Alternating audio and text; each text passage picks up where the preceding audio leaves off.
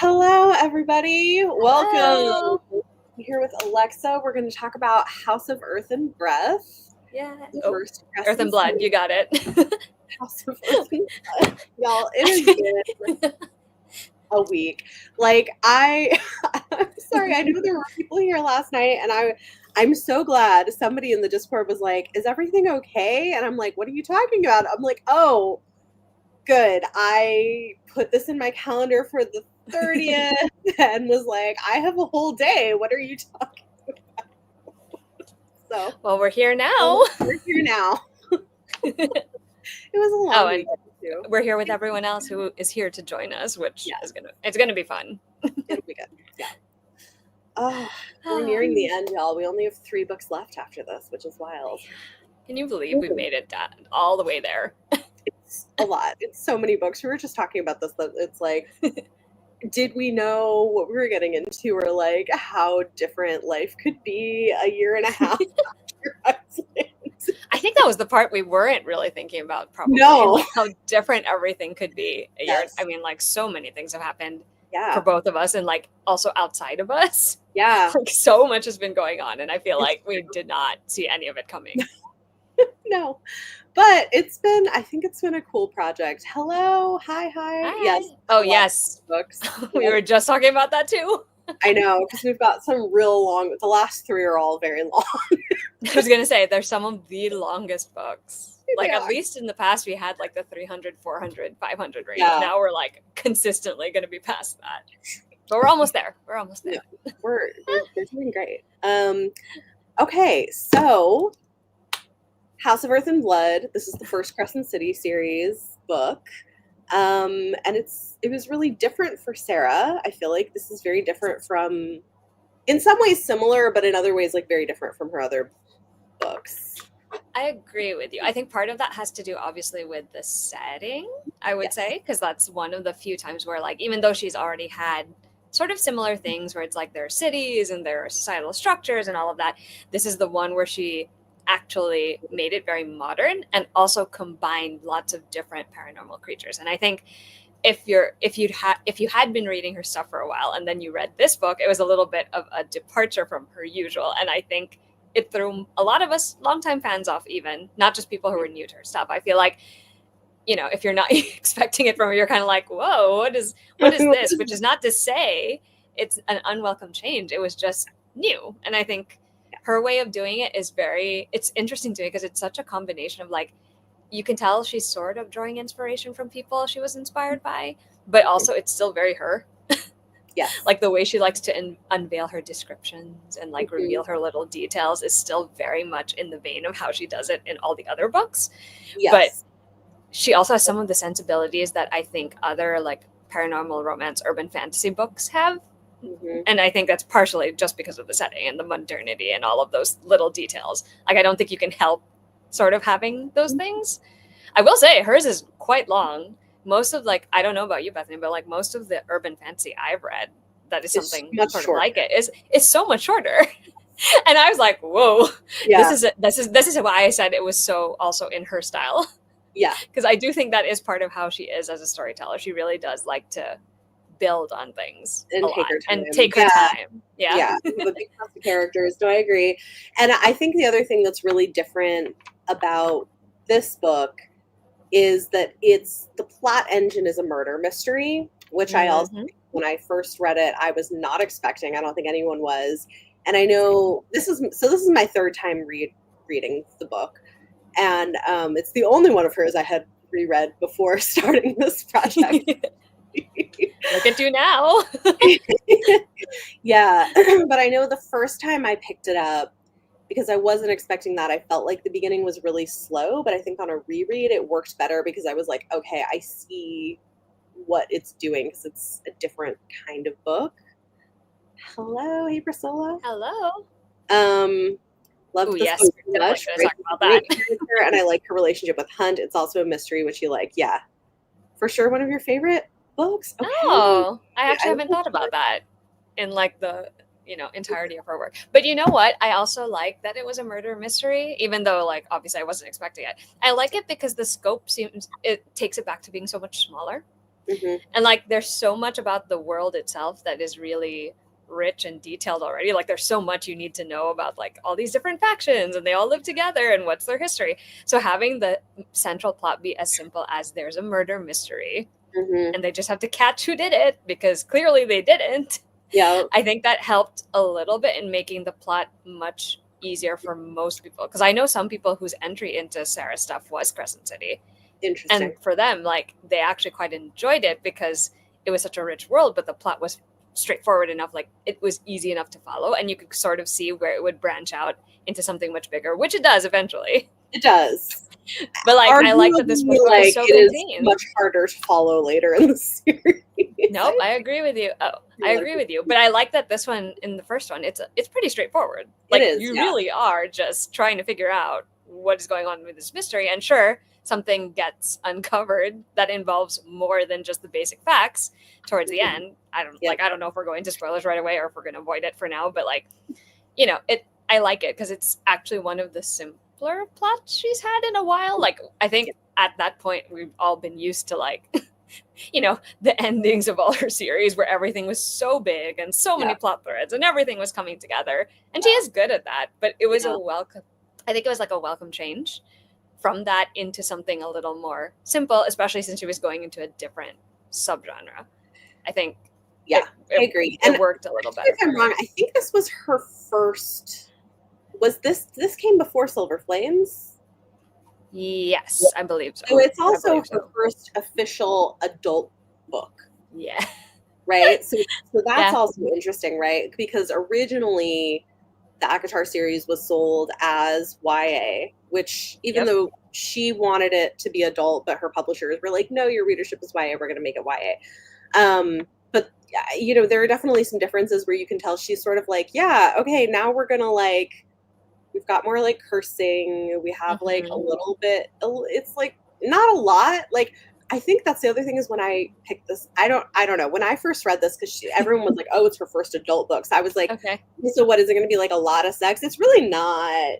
Okay, see, I was about to bring that up when you said it was her first adult book, because I also thought that was really, really interesting to me, because I'm like, okay, having come off of how many books where there was definitely way more of that on page, I was literally reading this book and I'm like, what about this one specifically makes it seem more adult than everything else? Because I'm like, well, they are swearing more, sure, and there's like a little bit more. There's more drugs. I was gonna say there's more on page, like drugs, drinking, a little more violence on page, a little more gory stuff on page. But I was like, there's really not that much that actually differentiate. I mean, like unless it's more like how she felt about what she was writing, too. If that was something that she and her editor and everyone at the publisher felt. Because I mean, I guess that like it means that there's less limitations, right? Like it can be as gritty or as dark or as like convoluted as she wants it to be, and that's fine because it's adult. And I think to this point, like it is grittier, and I wonder if she was also kind of testing the waters a little bit. Wasn't in the mood to read this when I finally started it, and was hooked. I love the. I mean, I do think this is a book that can, if it's your thing, can really hook you in. She really especially goes if you're patient. because like the next one, right, is Court of Silver Flames, and she went hard on the adult content in that one. Oh yeah, the thing that we were just saying was missing is now suddenly in the picture again. We're like, oh, okay, we're doing a lot of that. She's like, just kidding, I got it. Yeah, it's interesting. I do think this is true. Bryce does feel older than Celine. Like, yeah, that they're similar types of characters, but she does feel older. True. She's like in her mid-20s. She's got more world experience. Like I agree, and I like that. I like that they feel like a little bit older characters. Yeah, I actually like that part of it a lot. I do appreciate, like, okay, this is not to say that Bryce does not have things in common with both Selena, Helen, and Farah. Like, there are definitely some similarities in terms of like how they decide things and what they choose to do. But I will say I like that she's an actual adult who has to go to work. You know what I mean? I like that she's an adult doing adult things, so she can go to work and then she can decide after work whatever she wants to do to blow off steam, which is a nice change from like, you know, it's sort of nice because you can relate to it, even though she's technically living in a world, obviously, with all these paranormal creatures. There's still something very specifically human about that experience. And I think in many ways, because a lot of the readership that Sarah has grown up with her at this point. So a lot of us are in that stage. Yeah. So it is fun seeing it on page and being like, oh, this girl actually has to go work a 9-to-5 job. And sometimes she has to do things that her boss tells her to do that she doesn't want to do. Yeah. So she also tries to get away with, slacking off at work whenever she can. It's just nice. It's a good change, I would say.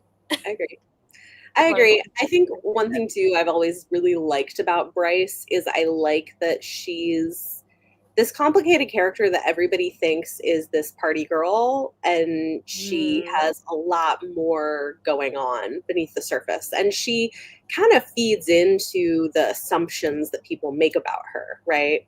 Yes. Especially after Danica dies, where she pretends to drink, even though she's not drinking anymore. Like, she is sober. She is, making some major changes, but it serves her purposes to let people think she is this person. Yes.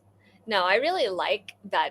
Again, I like the duality of it, right? Like, she's like clever enough to think about using that so that people don't really know what's going on beneath the surface and can either underestimate her or overlook her completely. Yeah. And I think like that's just like her being the extremely capable main character that she is, because she is actually one of my favorite SJM characters just because she is actually quite capable. And she tends to like run like a lone wolf most of the time. She's like, I'm just going to make some decisions and I'm not really going to let you in on them until I absolutely have to. But the thing is, she knows what she's doing. Like, most of the time, especially in this first book, like she's deliberately making these choices. It's not like she hasn't thought it through. Like, you find out, even though we all find out later on, like for most of us, like when we're originally reading it, of course, we're just going to be like, okay, she's still mourning clearly, and she's still just trying to figure out what she wants to do or if she can even move on. And then she's making all these decisions that Hunt sees from his point of view that you're kind of like, she is a party girl, I guess. And then you find out there's more to it than that. And you're like, oh, so this entire time she's been making these choices on purpose. Which is similar to Aelin. Yes, agreed. Right? Like, everyone underestimates every... Yep. Everyone likes to underestimate the pretty party girls, I guess. Of course. Feminine.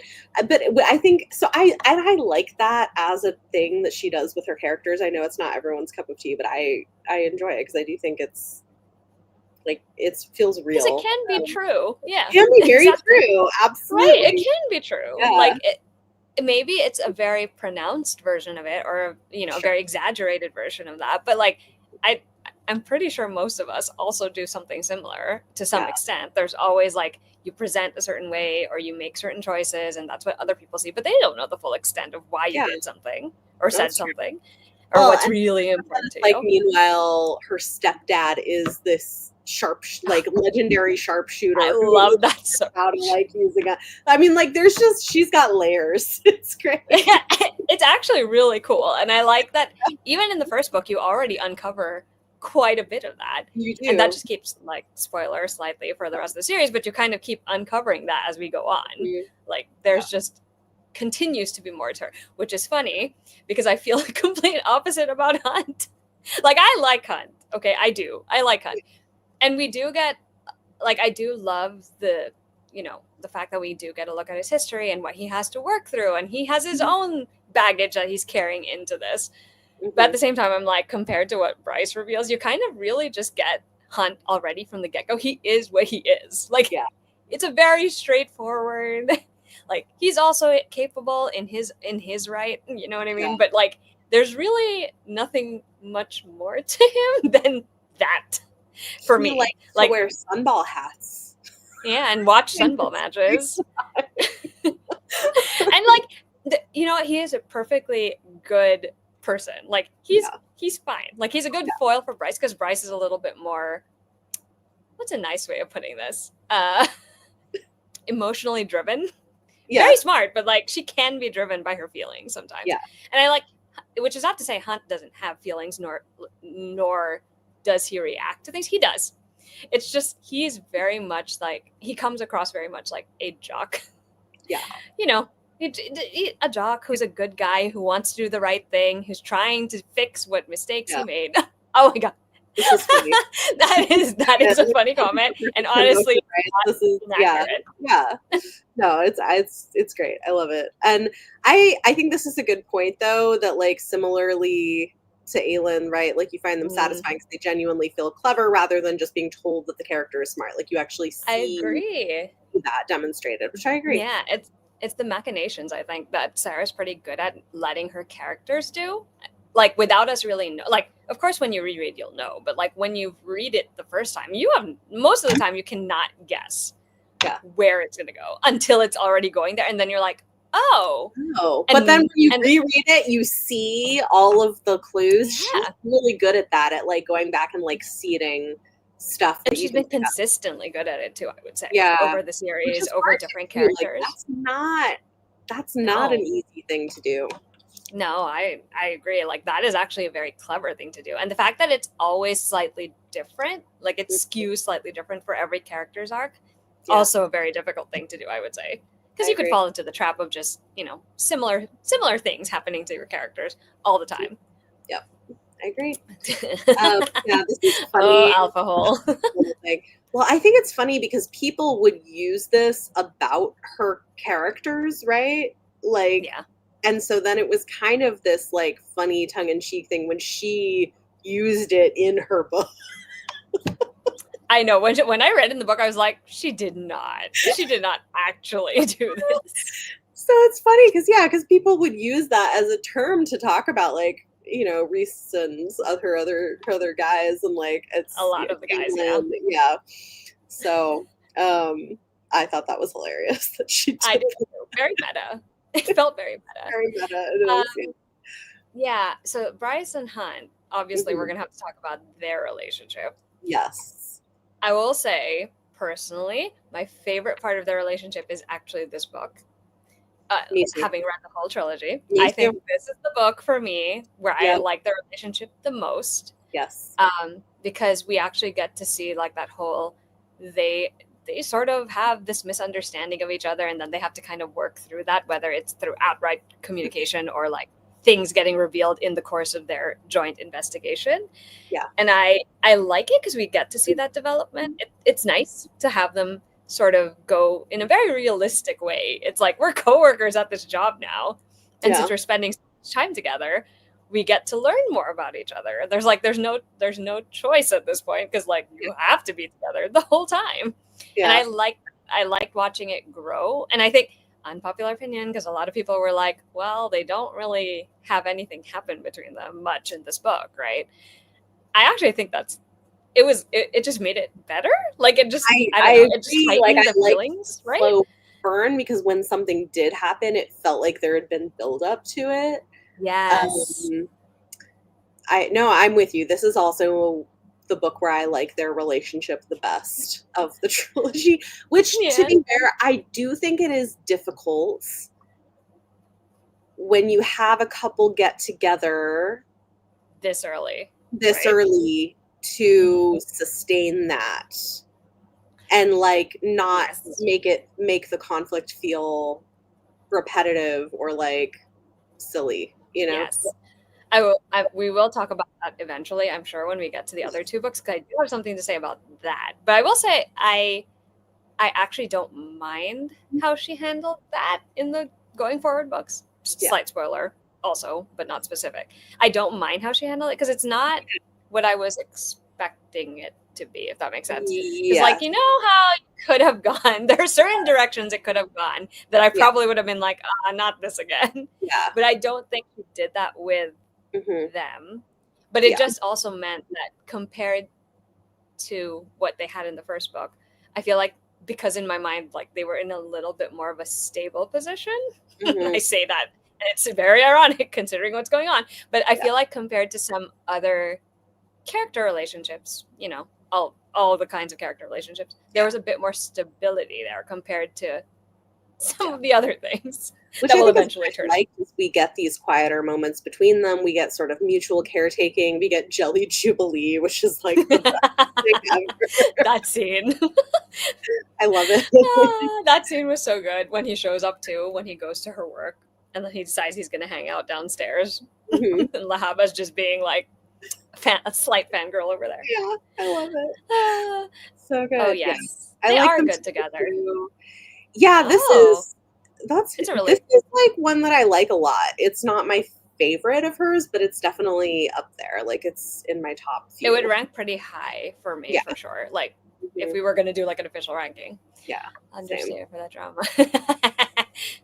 Oh, yes. This is true. No, This is true. that's a good I point. also agree. That's a good point. Yeah, no, it doesn't do that. And I really like the arc of their relationship in this. I kind of wish, so because you've read like Nalini Singh stuff. Yes, I have. Well, you've read the other series, and I've read the Guild Hunter series, right? Like Okay. you've So read Side Change, like, and I've read Guild okay, Hunter. Okay. yes. Okay, so I'm assuming she does the same thing in the Guild Hunter series that she does in Side Changeling, which is Which like is each book focuses primarily on a different couple. yeah. And you Yep. still get the other couple in the background and and the Mhm. macro plot building, but like Yes. so I kind of think this trilogy might have worked better if it had followed that kind of a model.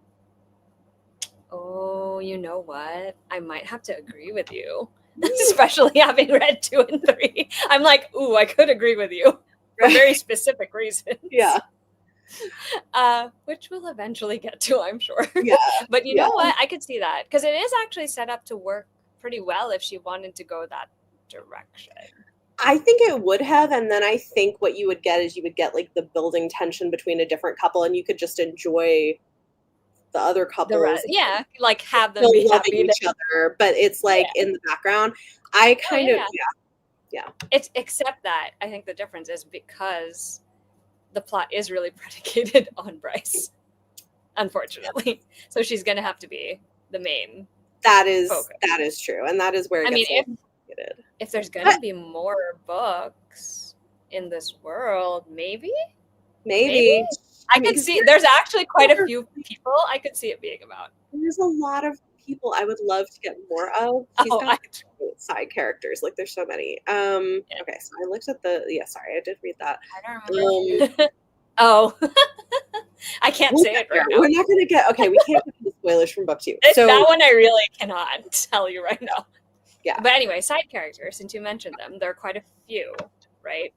But I guess we should talk about the friend group first, because that would probably be the easiest. Friend group. And since Danica is such a big part of Bryce's story, I guess she can be the first. Okay. I do love seeing the snippets of their friendship before, and also just seeing how even in the present, everything that means something to her has something to do with Danica. Like it was nice to read a book where it was clearly like this platonic soulmate relationship between those two. Like they were clearly friends who loved each other like sisters. And it's understandable that she would be so grieved and so lost and adrift now that this person who has been the center of her world for X amount of years. And was basically they were planning their entire future together.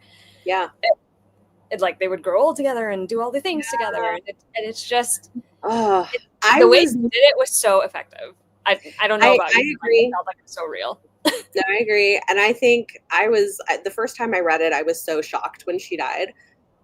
Same. It was fun. Okay, so when you read it, you had not seen the synopsis where they spoil this. Then no, well, I didn't really look at it on purpose, because there eventually, after I read it, there eventually was a synopsis where they were just outright saying it, because of course that you'd understand that this was a murder mystery, right? Right. Yeah. I was like, I did not know she was gonna. It was like 100 pages in, and I'm like, wait, what? Yeah, like her best friend. Yeah, trauma for me and for her. 100%. And it was so brutal too. The way they described it.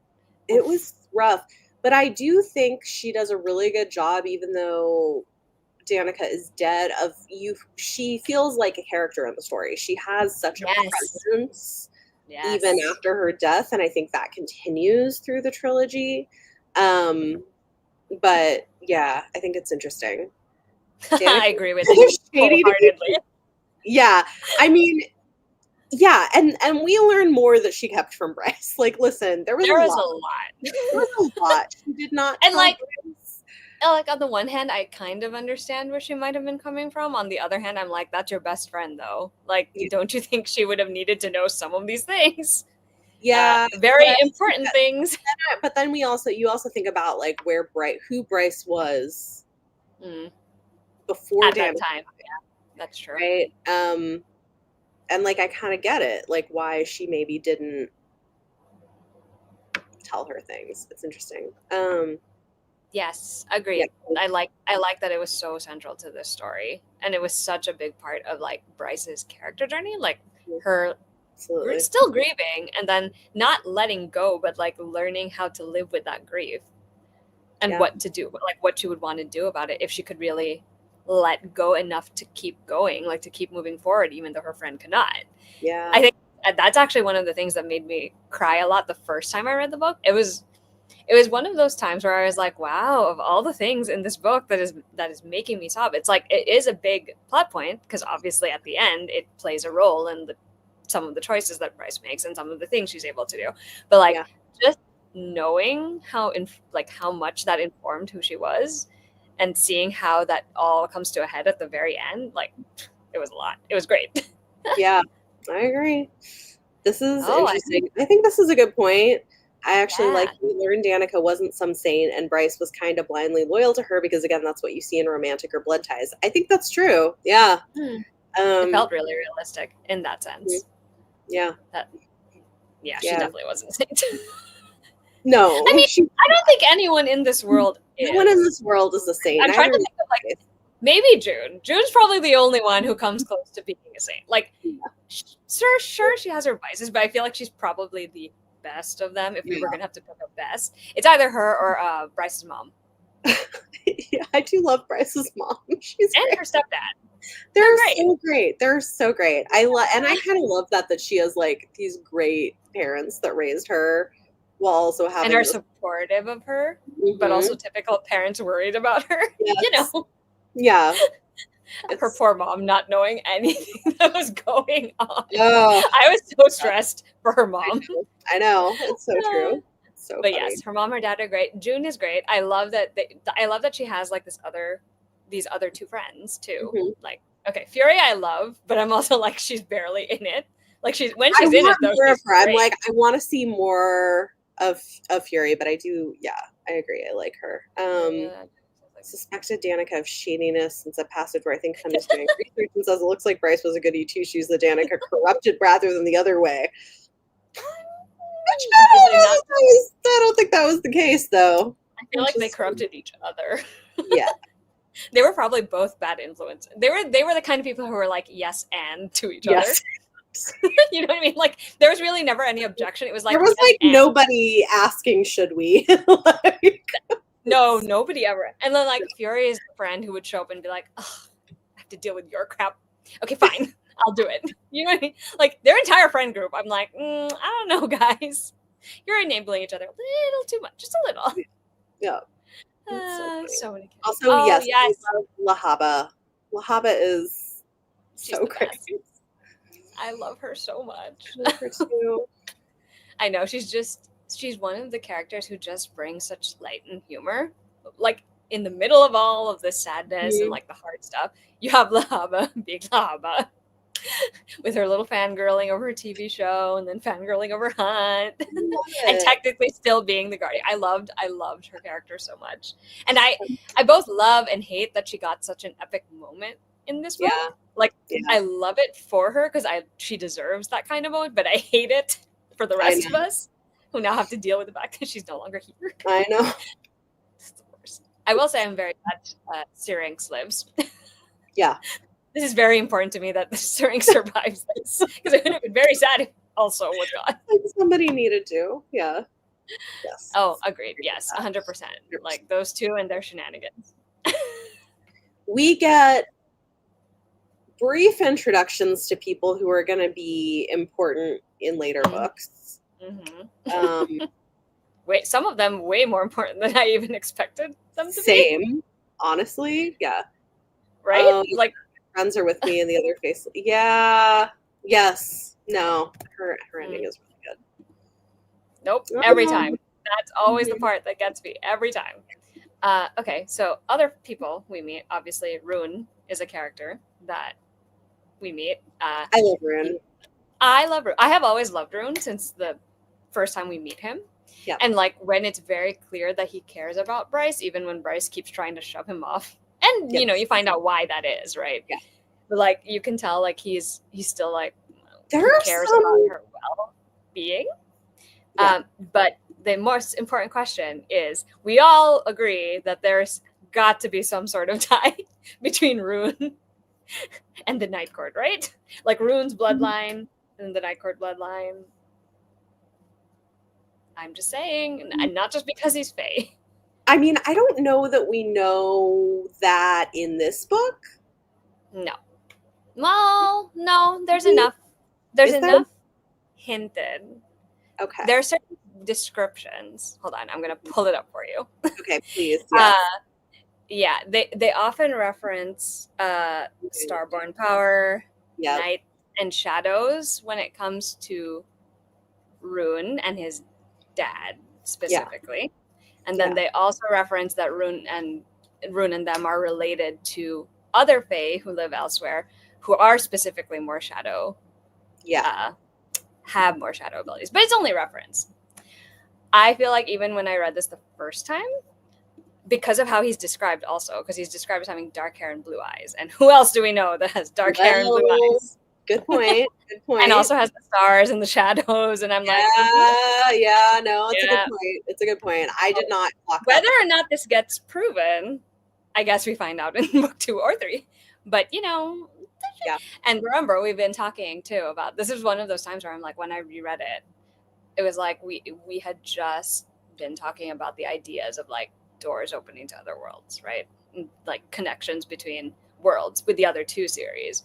And in this series, it was kind of like, well, if it exists there, like, and sometimes I was like, you know, a part of me was like, is this maybe just later in the timeline? Like, is it like, I don't know, a million years later, 30,000 years later? I don't know what it is. Well, you don't know. Well, you don't know at the start. There is also the mention of the 8-sided star. Oh, yes.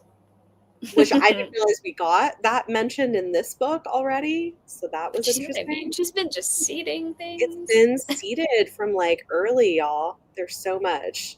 Yeah. She actually plants the idea of not doors, but this one is like rifts, is the way she phrases it. So she says she uses rifts and portals. Those are the 2 like phrases she uses because she mentions a place in this world called the Northern Rift. Which opens to other places, other planets. Like hell. And we know like demons can be summoned from hell. So yeah, there's a lot happening there that we're starting to set up for later on. Oh, and then of course, we know everyone is also now at some point later in the story, we find out everyone's looking for the horn, right? Yeah. Yes. And one of the things that the horn is said that it can do, it also will open portals. And that's the other reason why I'm like, I wonder. But this is one of those times where I'm like, the first time I ever read it, I would not have picked up on any of this. Because in my mind, I'm just like, I guess this is new lore for this world. But it was, I think, rereading it and then also having read Silver Flames since then. And then now that we've been doing this whole reread, I'm like, there's really been planning some stuff here. There is so much. It's a lot. She's Prince that's best used with Bryce drops some pretty clear into all the worlds that are out there. Yes, indeed. Indeed. I love him. He's funny. I know his appearance is so. What's his? I'm always bad with his name. The mer dude.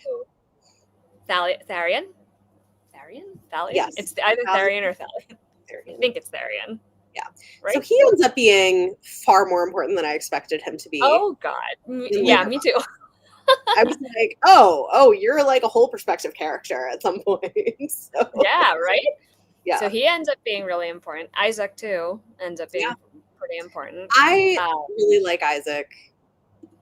Yeah, actually, that's also an opinion that I feel like at the time that book 2 and 3 came out, not a lot of people shared it.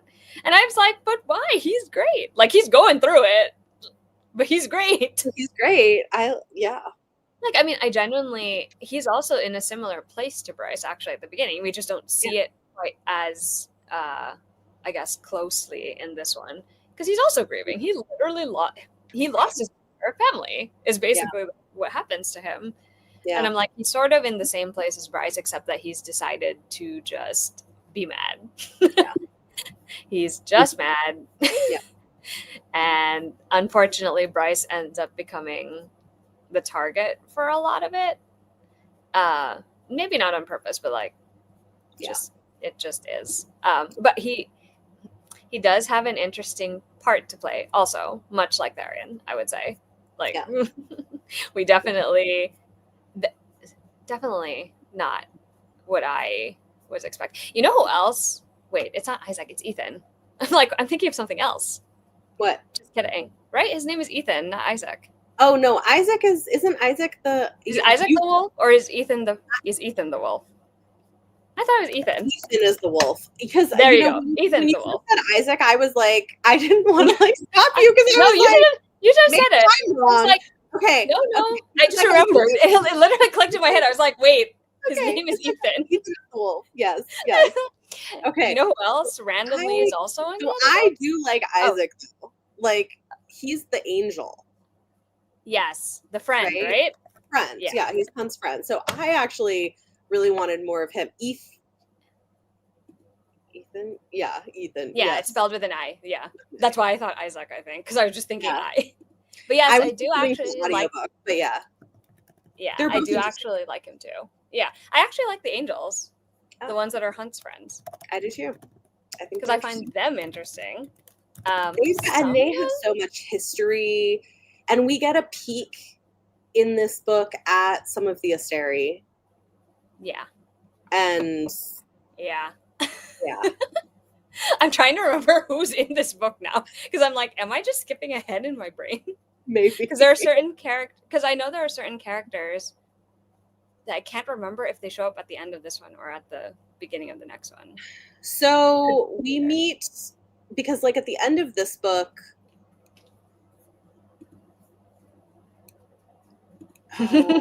are you also trying to think of? Yeah, I'm trying to think like, okay, because we do meet like what's her name, the woman who had owned Hunt previously. Oh, that. I don't even remember her name. Yeah. At the moment. I'm sure so we do meet her, and we meet the. Oh wait, just kidding. Shahar. That's her name. Shahar, thank you. Yeah. Shahar and it was in my notes. And her horrible minion, that Pollux. Oh, that guy. Yeah. So we don't see the others come? We hear a little bit about him. We see him. We don't really know how bad he is yet. In this, and we don't hear about the other people in that little group. Is it Sandra? Right? Is Sandra the sister? Because doesn't she have a sibling?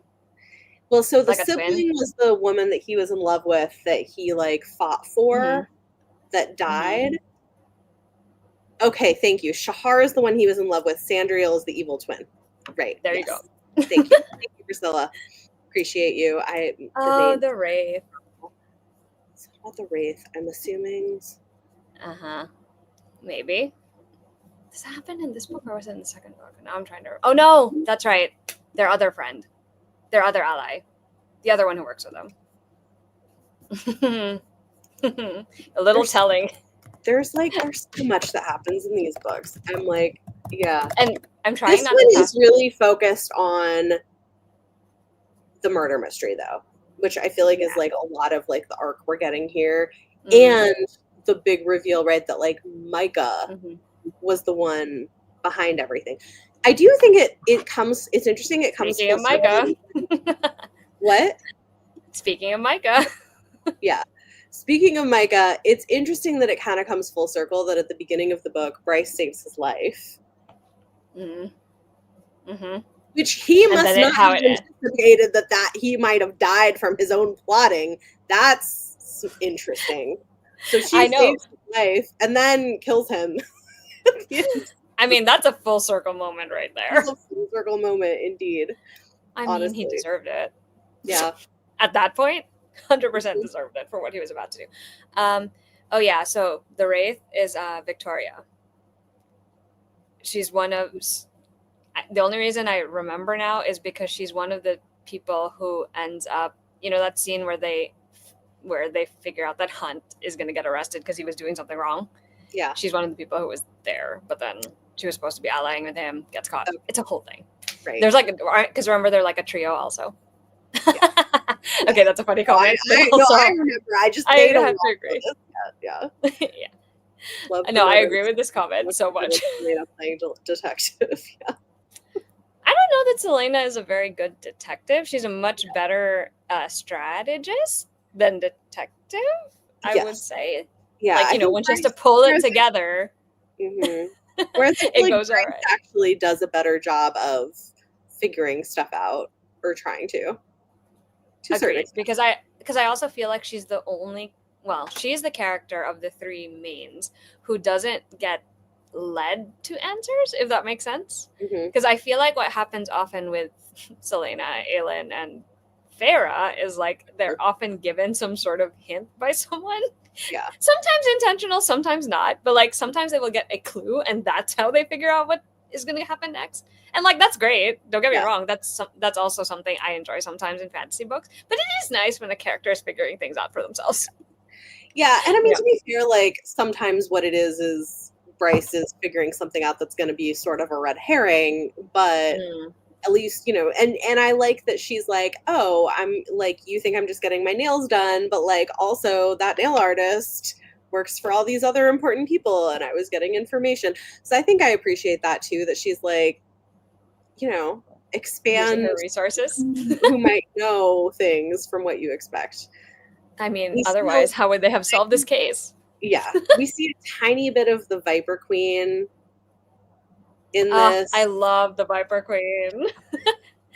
I have such a soft spot for her, even though she's also terrifying. She's terrible, but like kind of great. Yeah. So we get like a tiny hint of her in here, but we're gonna get more of her. Yeah. In the rest of the books, yeah. There's just a lot. Like again, it's like even having reread it, I feel like there's still so much information that I'm like every time I read, I'm like, oh yes, that's right, that was the thing. There's so much. With Selena, it was like I already knew what was going and was waiting for her to get there. Yeah, that's true. And that's true that Sarah's a more experienced writer. Well, yeah, because this one came out 2020, so she'd been published for like 8 years, almost a decade. Yeah. I mean, I think that's only a good thing that her writing continued to improve. No, I agree. Over the books. Oh, you know who we haven't talked about, who is a character that also eventually kind of plays a role? Jessica, her boss, right? Yes. Who is also an interesting character. Jessica is a very interesting, mysterious character, and who knows a lot of people, apparently. Is that's her major contribution, I think, in this particular book. It's like she owns the gallery where Bryce works.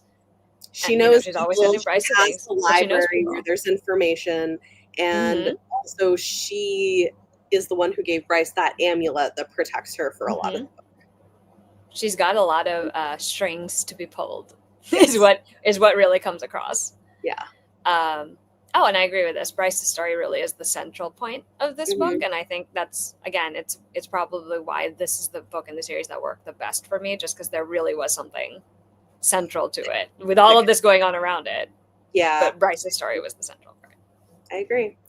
I think it is fun too to see like people progress and like how the writing changes over the years. It stays the same in some ways and changes in others. And like it is, especially with this project, we've been doing that like very close together, so it's really clear the ways in which things are very similar, like what she's really good at and what she continues to incorporate, and like the things she decides to try, which I think is always a fun thing, right? Like trying new things is never a bad idea.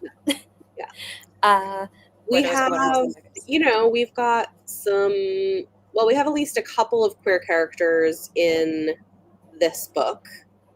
Yes. Like, there will be oh, more. wait. I was about to be like, I can't even remember who's actually confirmed in a Fury. We know that Fury and June, right? And June are dating. Yeah. Yeah. Okay. Okay. Yeah. Because I wasn't sure if it was in this book or the second book, but yes, there is another. Yeah, there are yes, a few. Right? More. There are more. There are a few. I was about to say one, and then I realized I don't think that one. Oh, Juniper. I knew it wasn't June. Juniper. Well, doesn't she call her June? They do call her June. Fury and Juniper. Yeah. Yes. So yeah, we do know that Fury and Juniper are dating. There are more. There's a few more. Including some surprising ones. Yeah, actually. Series, which is fun. Yeah, like that is one thing about it is like there are some reveals in the series that I genuinely was like, oh my god. Same. In this particular book, I think I'm trying to remember. I know it's the last 30% of it where I was like, it was like back-to-back things happening that you were like, oh shit, wait, what?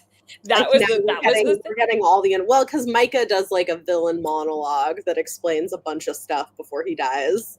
And then aside from that, the cascading events from whatever he set into motion is now in play. And it just becomes this very long action sequence of like everybody freaking out. Yeah. No, I remember I spent a lot of that last 30% cry. Every time I reread it, it always starts, I think, in like chapter, hold on, it's in my notes. I actually have that written down. Okay. Chapter 76 is when you start leading towards that ending, like when you start getting all the reveals and all the action happens. And I just remember starting from Lahaba, I just sobbed my eyes out all the way to the end because there's just like so much going on. There is a lot. I love this. As soon as he started, I went, oh, he's monologue. Yeah, he does. He monologues, and he doesn't know it's being live streamed. I love modern technology. Great. I do think that's fun. I think she does a great job of blending I know some people really don't like that, but I think maybe they just don't like urban fantasy. But I think she does a good job of blending sort of modern technology with magic in interesting ways. And even with the drugs, like with synth as, you know, this like magic that's not magic or whatever. It's I think it's kind of interesting in a way that feels realistic, like the way, like what would a city build to with if it had technology and it had magic and those things kind of work together and yeah, I like that too. I actually think it's I found it one of the more interesting ones in the ways she chose to execute it. The synth actually is one of the more interesting things, I should say. I agree. I think it's interesting. Obsidian yes, agreed on the world building. Yeah. And as usual, she had her signature Sarah like sequence at the end where like all the dominoes are just falling into place. I do think that is definitely something that is a hallmark for her. Like she loves to do it. It just literally just starts and they were just like, well, we're just gonna follow this all the way to the end. But you know who else does that? Brandon Sanderson. Oh, this is true. Does. I haven't read all of his stuff, but I haven't read all of his stuff either, but he does the same thing. And he also, like the Stormlight Archive, I feel like are similar in that there's a lot of characters, a lot of moving pieces. They're really long books, but like the last like couple hundred pages, it's just like bam, bam, bam, bam, bam. Like there's just something so satisfying about that. I don't know. I think it's just because you've been reading so much and trying to get all this information in your head. So it's just satisfying to eventually get to a point where it's just like you're just going along now because you know and you get it. Yeah. So I really like this book. Probably has one of my favorite like ending action sequences. Like the whole thing from Micah's inadvertent confession all the way to the ending. Like it's some of my favorite moments. It's just like it's just like every single chapter you're like, what happens next? What are they gonna do now? Yeah, no, I agree with you, Priscilla. It does feel more worth it when you end a chunky book like that because like the payoff is for pushing through everything is satisfying. Yeah, agreed. Now I'm curious what'll happen when we reread the second and the third. I'm very curious to see how I feel about it because I also think I'm going in with really different expectations than I did the first time, and I haven't reread them. I was gonna ask you if you had reread the second yet. No, this is the only book that I had reread once. Okay. And it is one that I enjoyed even more rereading it, and I continue to feel that way. So I'm curious to see how I feel rereading the other books. How I think I actually liked Sky and Breath. It's kind of spoiler for everyone else, but I liked Sky and Breath more the first time I reread it, which was right before the third book came out. And I think again, it's the same as you. It's like it was an adjustment of my expectations because I think I was thinking it was gonna be something else when I started it, and then it went into directions where I was like, it wasn't necessarily bad directions. It was just like, oh, I don't know if this is what I wanted from it. Yeah. But having reread that and then reading the third book right after, it actually is good. There are still some things there are still definitely some things that I am not necessarily the biggest fan of in it, maybe, which we'll get to then. But I would say it's actually better on a reread. Especially given you now really kind of know things. I think part of it is that I think if you are used to reading her, so if you've mostly had only read Akatar, right, and you're used to reading her books primarily for the romance, I think that might be part of why the sequel doesn't get reviewed as well, is because I do think the romance between Bryce and Hunt falls for me a little flat. Yes. In book 2. No, I 100% agree. Yeah. So I think if you're primarily reading it for the romance, I can see why it would be disappointing. But if you're reading it more as like an urban fantasy, I think it's a lot more interesting and successful. I think so too. And I think that's part of what I had to adjust when I reread it. And plus I think it just helps because so obviously by the time you reread it, you've had your taste of what it is and what you are supposed to expect from it. And I'm not gonna lie, like we think for book 1 had a lot of stuff, book 2 had so much more stuff. Like it just added stuff, which was great, making the world much bigger and making the stakes feel more, I guess, universal versus just in this one city. Yeah. But it is overwhelming, especially because I think the first time I read it, I don't think I reread the first book. So I was just like, I'm going to dive right in. Oops, mistake. That was not, I would not have done that because when I reread it, I had also reread the first one because I was reading the whole series so I could finish it much better because you have all of the knowledge very fresh of like things they might have mentioned in book 1 that suddenly are important in book 2. Yeah. And you're kind of ready for it to be what it is. Yeah. I am curious how everyone else is going to find it. I am really curious as well. I mean, I think personally, if the romance isn't the main thing you're looking forward to, I actually think you'll actually might enjoy it. Really like it. I do think the ending of book 2, like the action sequences at the end of book 2, is really good. Oh no, I'm not even going to disagree with that. It was great. There's actually quite a few sequences in book 2 that I thought were really good.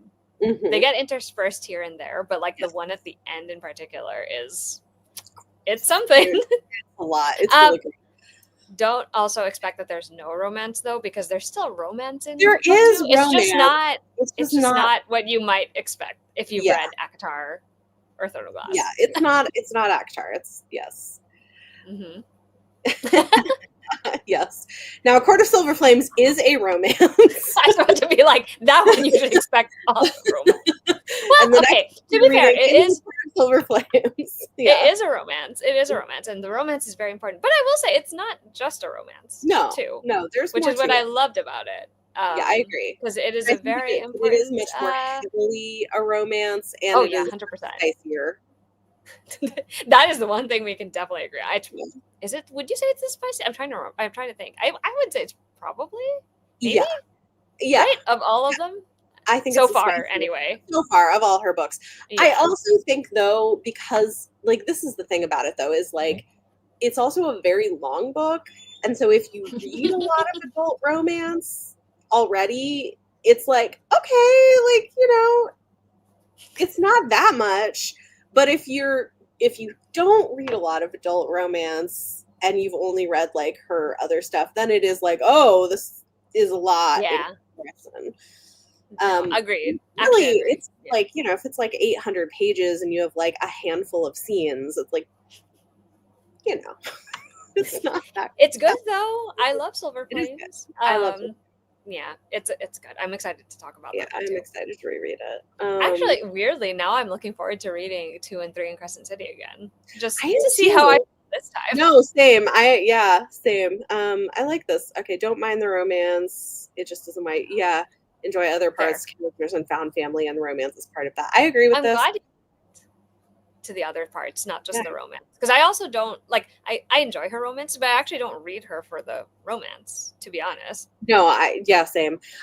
One thing that I think is also a hallmark of her books that I really love is I love the cozy character moments.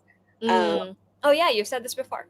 I've said like that is one of my favorite things about her books is that she gives the characters time to breathe and like shows these quiet moments between them in between all of the like big set pieces, and like in funny ways sometimes. So if it's like Jelly Jubilee that we're finding out about, or Oh, like remember when they go to Rune and his like friends, like their house, and they're having the party? yeah, That or like it's all those like things. stuff like And that, like isn't where it's there like they yeah. like regular everyday moments. Because for me, Mm, that really like fleshes out them as characters and the agreed. relationships in the world, and it makes it feel more lived in, instead of Yeah. just being all action. So I really like that. I appreciate that. We actually get a good amount of that in book 2, now that Yeah. I think about it. There's like a decent chunk of that, Yeah. which is to be expected at this point because now the ties are there. Mhm. No, I agree with you. You're right. And in every single book, there always is Mhm. a handful of moments just Yeah. like that. And I Yeah. didn't realize, but you're probably right in that they're very big contributions to why these groups or these relationships feel so authentic, I guess, Yeah. because you're not just seeing them in these big like moments of like romantic declaration or like action. You're Mhm. also seeing them just together, Living their just life or together. like Yeah. hanging out, having a Well, good time, yeah. Well, and I or kind not of think always a good time. that's probably why her characters part of why I think her characters are so memorable too, because like Mm, I read a lot of books, and even a lot of times, even if the characters are done well, they're not necessarily sticking with me in a way where I'm like, I mm, really remember who they are, their names, and like mhm. that's more rare. And like you think about how much people know so many of the characters, including side characters from a lot of her series. I think that's why. I think it's because they feel like more lived in, and while on the one hand you could say, oh, maybe her books are too long, they could be edited down. I also think that what you would edit down would probably be those things that Yeah. make these characters feel more realized and like that you connect with more. I don't know. That's No, my no, that actually makes a lot of sense now that you mention it because it is true. Like I feel like anyone who's read them has a very good sense of who the characters are. Like you're right. Even the side characters, like you have a very strong impression of most of them. I will say probably that's the most true of Akatar yeah. because I feel like that's the one that universally most people have read at this point. But But I I do even think think, like it is from also the true of past with yeah. like witches and like I don't know. Yeah. I think yeah, I yeah. think Crescent City has its audience that I'm sure feels very similarly, where it's like they also know all the characters. Like I'll be the first to admit, like because Crescent City isn't my like all time favorite of hers, I actually don't feel like I know most. Like I will remember the ones I like, Hmm. Hmm. which mostly just consists of Rune. Yeah, that's To be fair. like I Rune do and like Therian. Ruby. I Yeah, do. Rune and Therian are probably two of my favorite characters.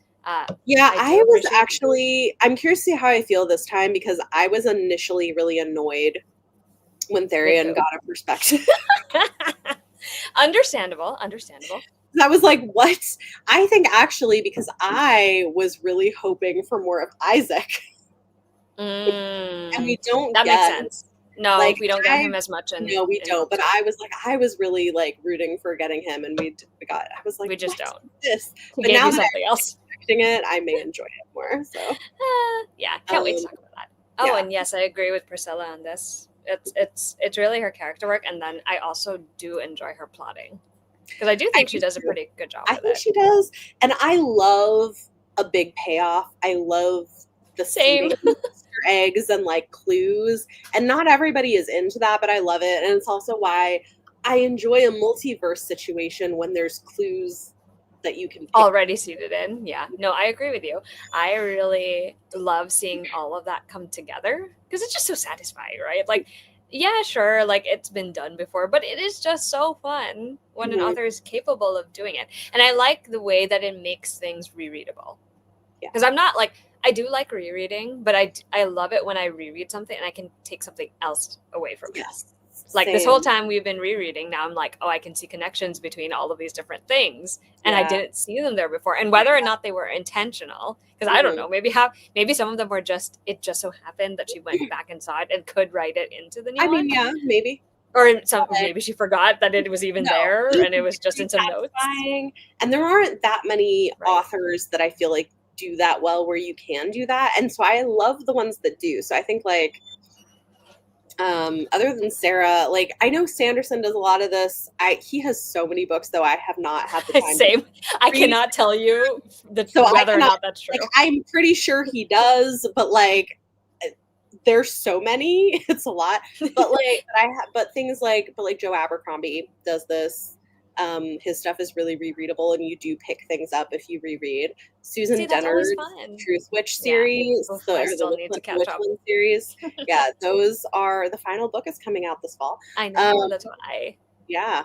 So like those I think are like that. And then I think also like Patrick Rothfuss, which I don't know if we'll ever get like book 3, But but I was about to be like, until we get book 3, we will not.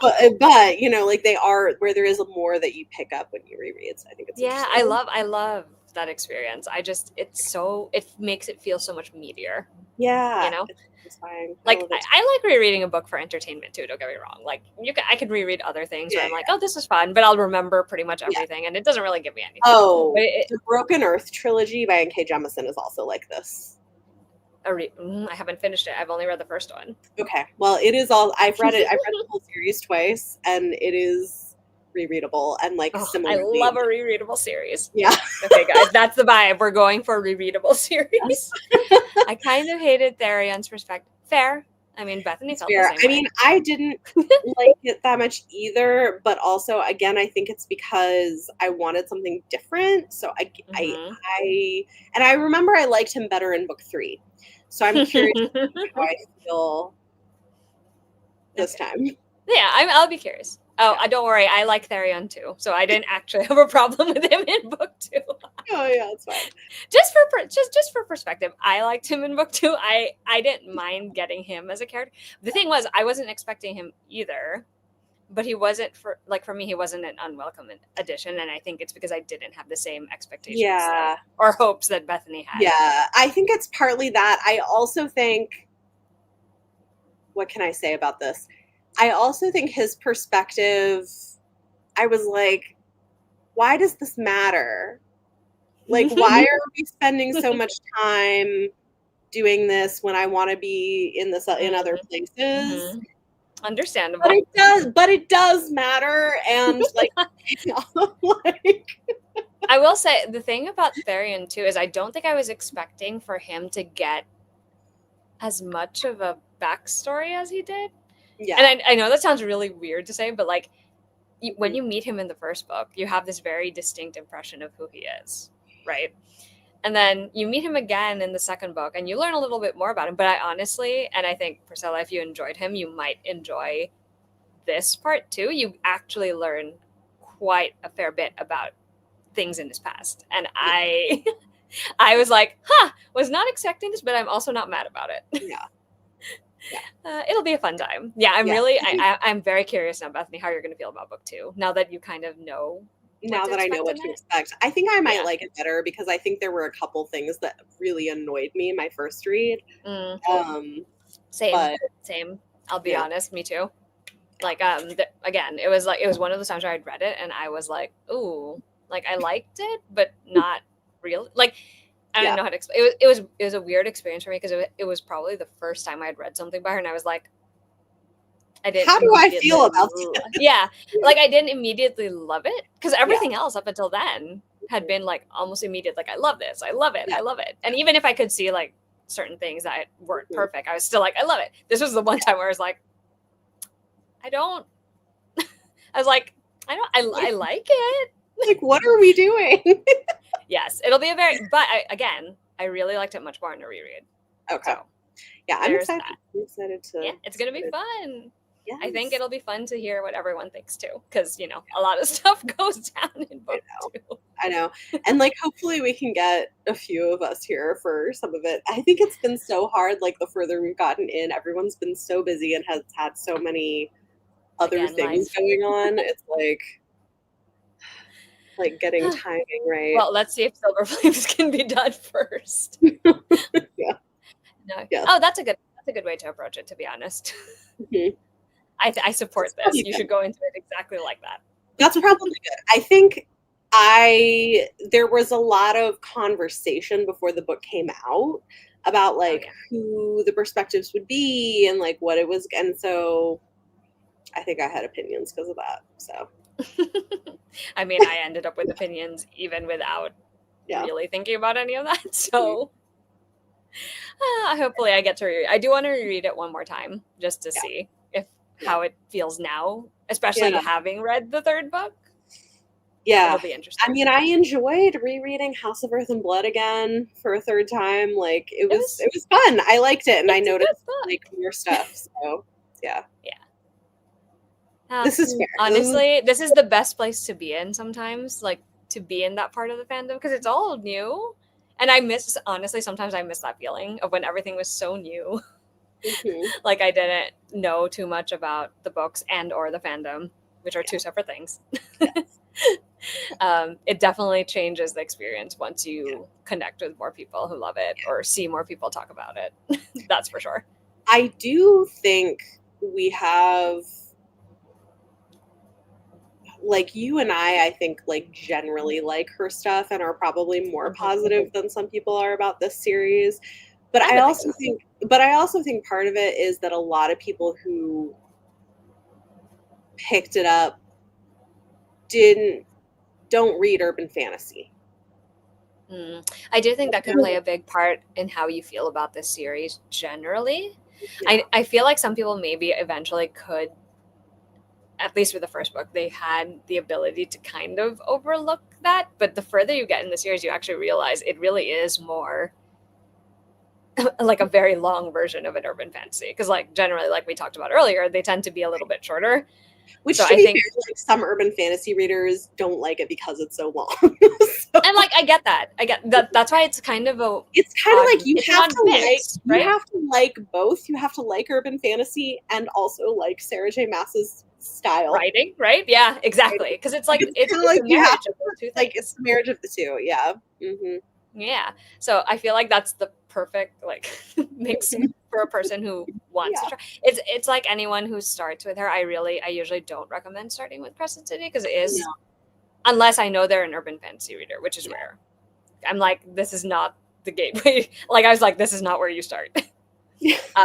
I mean, it's worth going into once you've read the rest and you still really like all her stuff. Definitely worth reading for a lot of reasons. But as a beginner, I'm always impressed when someone tells me it was their first and that's what got them into her fandom. I was like, that is a rarity for me because I know no one like in my real life who read that first and that was their gateway. Yeah, because it's a lot. Like I mean, I love it, but it's there's a lot going on with it, and I also feel like often what happens is ACOTAR and Throne of Glass are sort of like gateways into fantasy for people. This one would be harder to or into fantasy romance. Whereas this is less of a gateway. This is more like you've read a good fair amount of that already and sort of know what you're getting into. That's true. Oh, I am impressed, Jessica. I am impressed that was your first. I'm glad you love it though. That's great. And I'm glad you ended up reading all the other books with us. Yeah. Well, yeah, this was fun. Well, so we're going to be Silver Flames in July, and we will find a time at the end of July to talk fingers about crossed. End of Which July, makes us- early August, if it has to be. Yeah. We'll figure I'm glad something people out. have been enjoying it. It's been a long read along. Like, we've been doing this for A while. a while, like over a year. Yeah. Yeah. It has been over a year. It has been over a year. I know. Sorry, Yeah. my brain is like, how long has it been? I think we started in like April, March? maybe. Maybe? March? I don't know. It might have been March. Well, you know what? I can look at my Instagram because I have a pinned post. I think it's March. March. You're right. No? Right? Wow. Okay. I was No, like, you're I thought right. it was March. No, you're right. Yeah. So we started last It March. would definitely been more than a year. It has been more than a Wow, look year. at us go.